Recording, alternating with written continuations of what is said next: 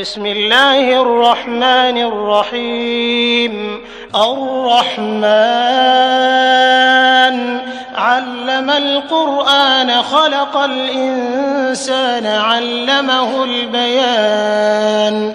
الشمس والقمر بحسبان والنجم والشجر يسجدان والسماء رفعها ووضع الميزان ألا تطغوا في الميزان وأقيموا الوزن بالقسط ولا تخسروا الميزان والأرض وضعها للأنام فيها فاكهة والنخل ذات الأكمام والحب ذو العصف والريحان فبأي آلاء ربكما تكذبان. خلق الإنسان من صلصال كالفخار وخلق الجان من مارج من نار فبأي آلاء ربكما تكذبان. رب المشرقين ورب المغربين فبأي آلاء ربكما تكذبان. مرج البحرين يلتقيان بينهما برزخ لا يبغيان فبأي آلاء ربكما تكذبان. يخرج منهما اللؤلؤ والمرجان فبأي آلاء ربكما تكذبان. وله الجوار المنشآت في البحر كالأعلام فبأي آلاء ربكما تكذبان. كل من عليها فان ويبقى وجه ربك ذو الجلال والإكرام فبأي آلاء ربكما تكذبان. يسأله من في السماوات والأرض كل يوم هو في شأن فبأي آلاء ربكما تكذبان. سنفرغ لكم أيها الثقلان فبأي آلاء ربكما تكذبان.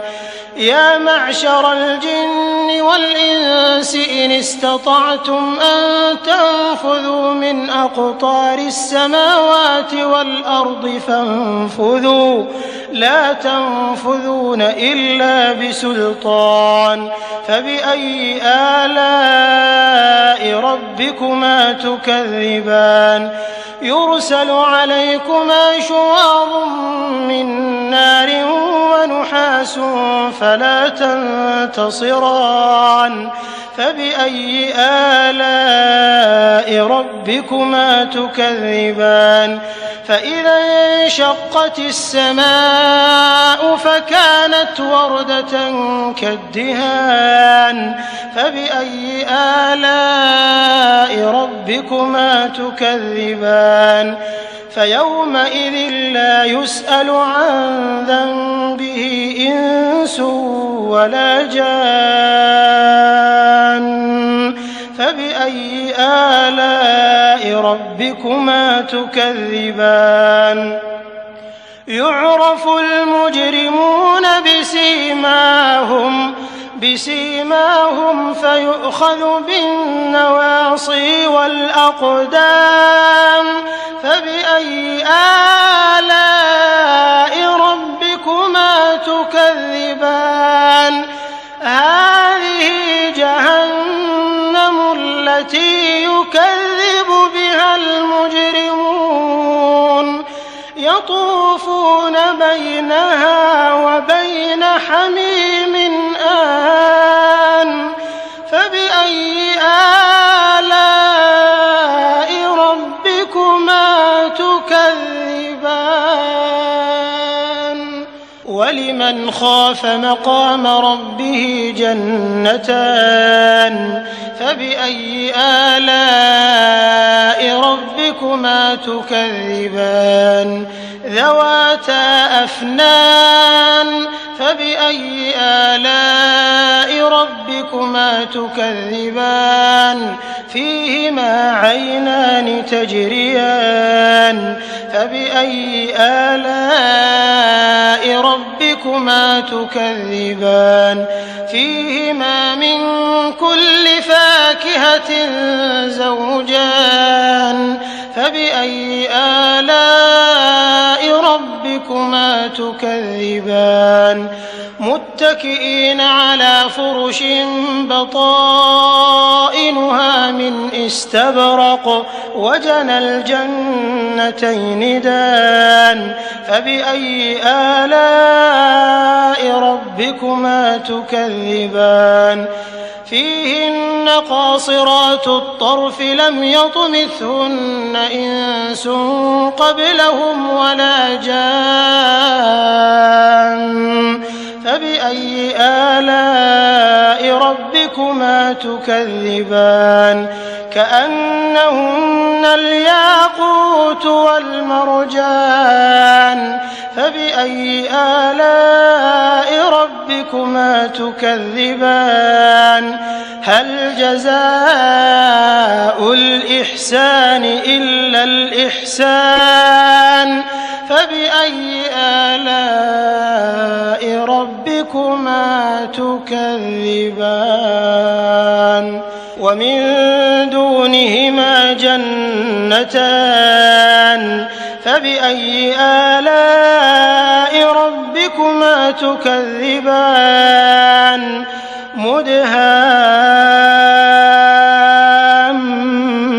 مدهامتان فبأي آلاء ربكما تكذبان فيهما عينان نضاختان فبأي آلاء ربكما تكذبان فيهما فاكهة ونخل ورمان فبأي آلاء ربكما تكذبان فيهن خيرات حسان فبأي آلاء ربكما تكذبان حور مقصورات في الخيام فبأي آلاء ربكما تكذبان لم يطمثهن إنس قبلهم ولا جان فبأي آلاء ربكما تكذبان متكئين على رفرف خضر وعبقري حسان فبأي آلاء ربكما تكذبان تبارك اسم ربك ذي الجلال والإكرام। शुरू अल्लाह का नाम लेकर जो बड़ा मेहरबान निहायत रहम वाला है। वो जो निहायत मेहरबान है उसी ने कुरान की तालीम फरमाई, उसी ने इंसान को पैदा किया, उसी ने उसको बोलना सिखाया। सूरज और चांद एक हिसाब मुकर्रर से चल रहे हैं और बूटियां और दरख्त सजदा कर रहे हैं, और उसी ने आसमान को बुलंद किया और मीज़ान आदल कायम कर दी कि उस मीज़ान में हद से तजावुज न करो और इंसाफ के साथ ठीक तोलो और तोल कम मत करो। और उसी ने खलकत के लिए जमीन बिछाई, उसमें मेवे और खजूर के दरख्त हैं जिनके खोशों पर गिलाफ होती हैं, और अनाज जिसके साथ भुस होता है और खुशबूदार फूल। तो ऐ गिरोहे जिन्नो इंस, तुम अपने परवरदिगार की कौन कौन सी नेमत को झुटलाओगे। उसी ने इंसान को ठीकरे की तरह खनखनाती मिट्टी से बनाया और जिन्नात को आग के शोले से पैदा किया। तो तुम अपने परवरदिगार की कौन कौन सी नेमत को झुटलाओगे। वही दोनों मशरिकों और दोनों मगरिबों का मालिक है, تو تم اپنے پروردگار کی کون کون سی نعمت کو جھٹلاؤ گے؟ اسی نے دو دریا رواں کیے جو آپس میں ملتے ہیں، مگر دونوں میں ایک آڑ ہے کہ اس سے تجاوز نہیں کر سکتے، تو تم اپنے پروردگار کی کون کون سی نعمت کو جھٹلاؤ گے؟ ان دونوں دریاؤں سے موتی اور مونگے نکلتے ہیں، تو تم اپنے پروردگار کی کون کون سی نعمت کو جھٹلاؤ گے؟ اور جہاز بھی اسی کے ہیں جو سمندر میں پہاڑوں کی طرح اونچے کھڑے ہوتے ہیں، تو تم اپنے پروردگار کی کون کون سی نعمت کو جھٹلاؤ گے؟ جو مخلوق زمین پر ہے سب کو فنا ہونا ہے، اور تمہارے پروردگار ہی کی ذات جو صاحب جلال و کرم ہے باقی رہے گی، تو تم اپنے پروردگار کی کون کون سی نعمت کو جھٹلاؤ گے؟ آسمان اور زمین میں جتنے لوگ ہیں سب اسی سے مانگتے ہیں، وہ ہر روز کسی نہ کسی کام میں ہوتا ہے، تو تم اپنے پروردگار کی کون کون سی نعمت کو جھٹلاؤ گے؟ اے دونوں جماعتوں، ہم ان قریب تمہاری طرف متوجہ ہوتے ہیں، تو تم اپنے پروردگار کی کون کون سی نعمت کو جھٹلاؤ گے؟ اے گروہ جن و انس، اگر تمہیں قدرت ہو کہ آسمان اور زمین کے کناروں سے نکل جاؤ تو نکل جاؤ، اور زور کے سوا تو تم نکل سکنے ہی کہ نہیں، تو تم اپنے پروردگار کی کون کون سی نعمت کو جھٹلاؤ گے؟ تم پر آگ کے شعلے صاف اور دھواں ملے چھوڑ دیے جائیں گے، تو پھر تم ان کا مقابلہ نہ کر سکو گے، تو تم اپنے پروردگار کی کون کون سی نعمت کو جھٹلاؤ گے؟ پھر جب آسمان پھٹ کر تیل کی تلچھٹ کی طرح گلابی ہو جائے گا تو وہ کیسا ہولناک دن ہوگا، تو تم اپنے پروردگار کی کون کون سی نعمت کو جھٹلاؤ گے؟ تو اس روز نہ تو کسی انسان سے اس کے گناہوں کے بارے میں پرسش کی جائے گی اور نہ کسی جن سے، تو تم اپنے پروردگار کی کون کون سی نعمت کو جھٹلاؤ گے؟ گناہگار اپنے چہرے ہی سے پہچان لیے جائیں گے تو پیشانی کے بالوں اور پاؤں سے پکڑ لیے جائیں گے، تو تم اپنے پروردگار کی کون کون سی نعمت کو جھٹلاؤ گے؟ یہی وہ جہنم ہے جسے گناہگار لوگ جھٹلاتے تھے، وہ دوزخ اور کھولتے ہوئے گرم پانی کے درمیان گھومتے پھریں گے، تو تم اپنے پروردگار کی کون کون سی نعمت کو جھٹلاؤ گے؟ اور جو شخص اپنے پروردگار کے سامنے کھڑے ہونے سے ڈرا، اس کے لیے دو باغ ہیں، تو تم اپنے پروردگار کی کون کون سی نعمت کو جھٹلاؤ گے؟ ان دونوں میں بہت سی شاخیں یعنی قسم قسم کے میووں کے درخت ہیں، تو تم اپنے پروردگار کی کون کون سی نعمت کو جھٹلاؤ گے؟ ان میں دو چشمے بہ رہے ہیں، تو تم اپنے پروردگار کی کون کون سی نعمت کو جھٹلاؤ گے؟ ان میں سب میوے دو دو قسم کے ہیں، تو تم اپنے پروردگار کی کون کون سی نعمت کو جھٹلاؤ گے؟ اہل جنت ایسے بچھونوں پر جن کے استر اطلس کے ہیں تکیہ لگائے ہوئے ہوں گے، اور دونوں باغوں کے میوے قریب جھک رہے ہیں، تو تم اپنے پروردگار کی کون کون سی نعمت کو جھٹلاؤ گے؟ ان میں نیچی نگاہ والی عورتیں ہیں جن کو اہل جنت سے پہلے نہ کسی انسان نے ہاتھ لگایا اور نہ کسی جن نے، تو تم اپنے پروردگار کی کون کون سی نعمت کو جھٹلاؤ گے؟ گویا وہ یاقوت اور مرجان ہیں، تو تم اپنے پروردگار کی کون کون سی نعمت کو جھٹلاؤ گے؟ نیکی کا بدلہ نیکی کے سوا کچھ نہیں ہے، تو تم اپنے پروردگار کی کون کون سی نعمت کو جھٹلاؤ گے؟ اور ان باغوں کے علاوہ دو باغ اور ہیں، تو تم اپنے پروردگار کی کون کون سی نعمت کو جھٹلاؤ گے؟ دونوں خوب گہرے سبز، تو تم اپنے پروردگار کی کون کون سی نعمت کو جھٹلاؤ گے؟ ان میں دو چشمے ابل رہے ہیں، تو تم اپنے پروردگار کی کون کون سی نعمت کو جھٹلاؤ گے؟